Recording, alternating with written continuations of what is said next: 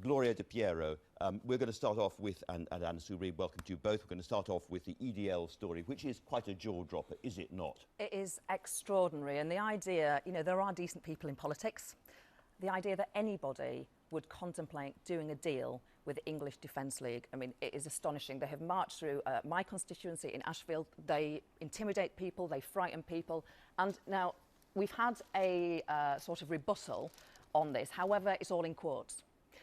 It's all taped. So if I could just kind of read out one of the... Do you really have to? So this is the Tory candidate saying to Tommy Robinson from the EDL, if you could announce it, the march, for May the 2nd, which is the last Saturday before the election, maybe they'll get really upset and worked up. And then about 2 weeks before that, we do a press conference and we say, we're not doing it. Well, you say you're not doing the demonstration. Everyone is happy, very happy. EDL have become reasonable. Afsal Amin to deliver the resolution. It does sound... He does deny it. He has denied it. We have to be very careful. But you must have been shocked by this story, Anna. Well, if it's true, it's dreadful. Look, all I would say is this. Look, first of all, you know, I've been accused of things, hell, never on this scale, I swiftly add. And you know, sometimes people are accused of things which they actually haven't done. So we've got to be very, very careful, because he at the moment is denying all of this. So that we've got to put, we've got to say that. And he's been suspended at the moment. And he's been suspended, and there'll be a meeting, I understand, on Tuesday. What I would say is, I would appeal, if there is any truth of this in this to him, then you know, walk away. Go now. Go now. Hold your head up.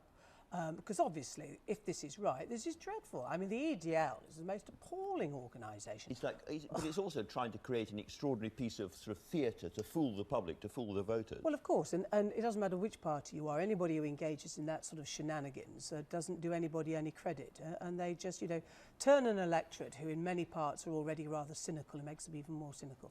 And I can say with complete confidence, it's not the sort of thing that Gloria and I would indulge in. And you wouldn't want him in your party. Oh, Never mind being a candidate. It doesn't matter who, you know, no party would want people want this kind of thing. You know. So but sometimes, you know, people get a bit carried away. Oh, come on. And as we both, you and I both know, though, how tough it is fighting marginal seats.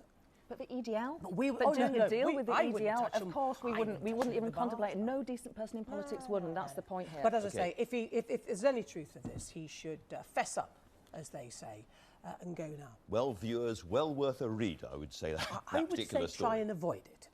I'm sure you... Now, you've chosen a very, very different story. I have, actually, and I've chosen this for quite genuine reasons, because it's a subject that has been very close to my heart. And it's a subject, actually, which I didn't know much about, I freely admit that, until I was the Public Health Minister. And it's a huge, I think, scandal. Full credit to the Scottish Government that set up this inquiry, the Penrose inquiry, to look at contaminated blood. And in short, it's about 30 years ago, back in the 80s, there were a large number of people, mainly haemophiliacs, who have enough problems, who were given blood that was basically dirty blood. And it contained Hep C, hepatitis C, and HIV, and a number of them contracted HIV. They were infected with AIDS by hospitals. Well, infected with HIV. For some of them, that actually then turned into AIDS. The Department of Health has always denied any liability. Some of this blood actually came from American prisons, and it hadn't been properly checked out as to what it actually was, and whether in fact it was clean blood or it might be tainted in some way. And it's undoubtedly the case that some 2,000 people, if not more, have suffered hugely. I met with many of them. What are the political conclusions to be drawn from this? I'll tell you what I think. I think it's very much to the credit of this government that some of the big injustices, Bloody Sunday and the Savile inquiry, and what the Prime Minister then said and the way he delivered all of that in Parliament, and, you know, put their hands up and said, you know, this was wrong, bad things were done, I apologise on behalf of previous governments. And we did the same with Hillsborough in the inquiry. And do you think the same is going to have to happen with this? And now I very much hope. The question has always been about the amount of money that is required to do the right thing by these people, and it's an extraordinary amount of money, and there's been debate about it. My own view is we should do the right thing, and if that means it's an awful lot of money, we should do it. Go on, and Gloria, just you have to do this job. You have to imagine when you see these wrongs that it was your mum or your dad or your brother or sister or loved one that was affected. Put yourself in their shoes. Yeah, and you know, there's been two great MPs. We've got to give them credit. Diana Johnson's done a grand job. Carl McCartney, I know, also. And Alistair Burt has really ratcheted this up with the boss. Let's move on to the main political event of the last week, which was the budget. And as I said, Gloria, I mean, it hasn't seemed to have moved things very much. No, not a game changer. And you could see not so far. We'll see. You could see the look on Tory MPs' faces actually during that budget.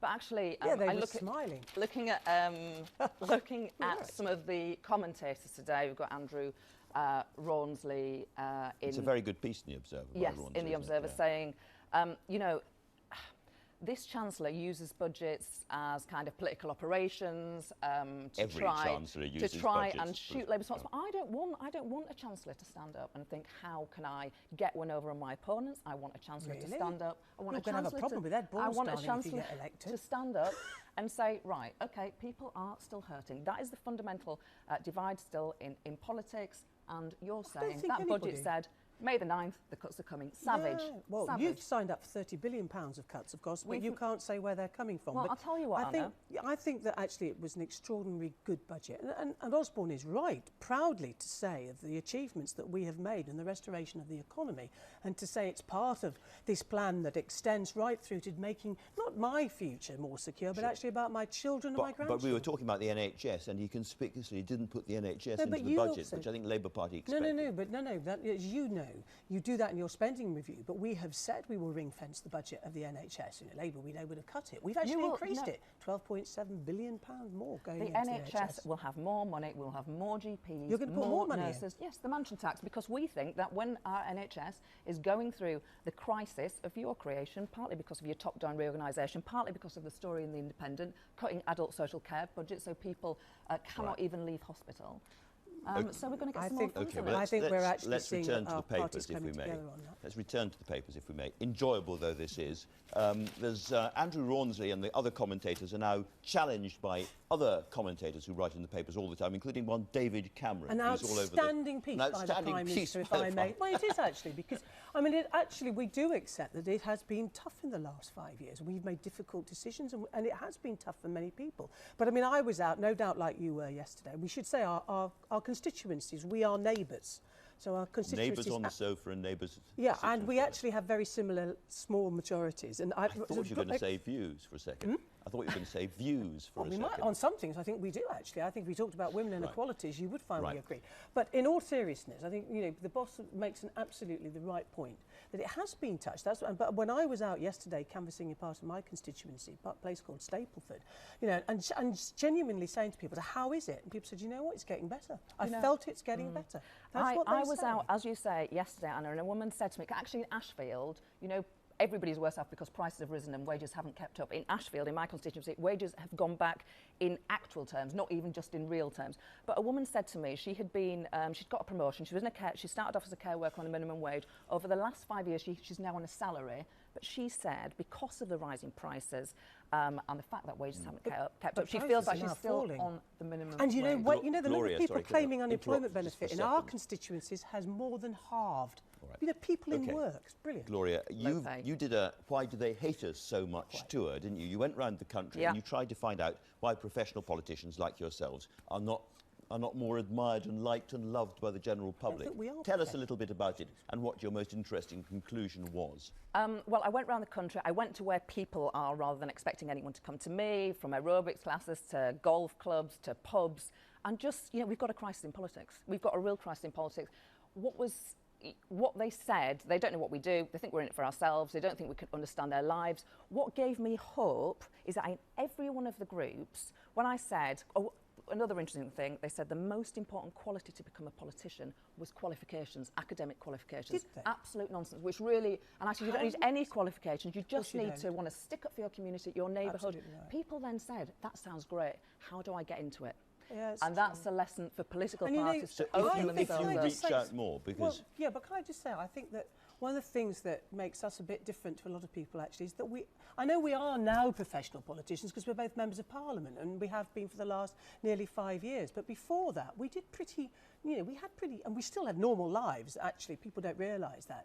But, you know, we did other stuff before we became MPs, and I think that is so very, very, very important, that you keep grounded, and You've you done aren't a something. This is professional something that Nigel politician. Farage, who's coming on, talks about a lot Yeah, as but well. we actually do go down the pub. I know how Gloria He lives. goes and she down. knows. You can't say he doesn't. No, but the difference is that Mr. Farage has been a member of the political establishment for decades. Well, then he That's was a the broker, truth. of course, yeah. Yeah, well, no, but he's been an MEP for decades, and he but he says was a he National tried Broker to before become that. a member he was a Conservative Party candidate. He tried to become a member of the establishment in Westminster and failed. But do you know what? We need more working class people in politics. We need more women in politics. It has to look more like Britain. I think that's how we fix this problem. Now, moving back to the papers, because this is technically a paper review.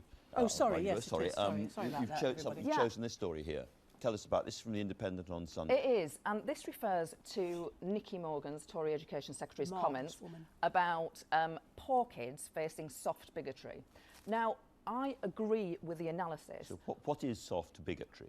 I don't know about your upbringing, Anna, but certainly when I was at school, nobody expected, the word university was never mentioned. I mean, I had to stand in different queue because I was a free school meals kid. That's terrible. And I was never told that university, was never put on the table for me.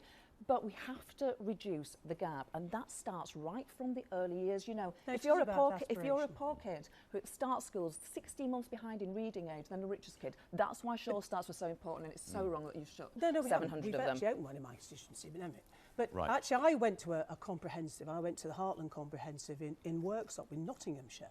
And it was controlled by Labour for donkey's years. And they tried all the social experimentation, which failed. But it is about aspiration. And it's about saying to children, you can be these things, and inspiring them. And I think that's exactly the sort of thing but we've got to do things. It's my fault for having two very, very eloquent Conservative and Labour spokespeople on the sofa together.